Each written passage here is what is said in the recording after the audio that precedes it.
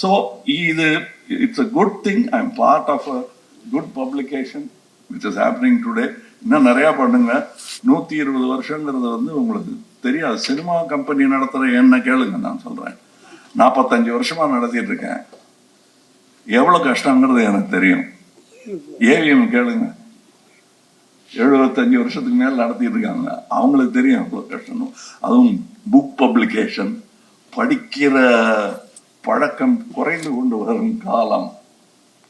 ஆனா கவலையப்படாதீங்க, டிஜிட்டலி படிப்பாங்க. கண்டிப்பா அது நடக்கதான் போகுது. லாங்குவேஜுக்கு ஒரு மரியாதை எப்பவுமே உண்டு. நான் அரசியல் பேசலைங்க, எப்பவுமே உண்டு. அதுல கை வைக்க முடியாது. அது எந்த டிஜிட்டல் எந்த டெக்னாலஜி வந்தாலும் லாங்குவேஜ் இருக்கும். அதை செழுமைப்படுத்தும். கல்லுல கீத்தா எழுதின மொழி இன்னைக்கு வட்ட வட்டமா எழுதலையா? டைப்ரைட்டருக்கு தன்னை அசிமுலேட் பண்ணிக்கலையா?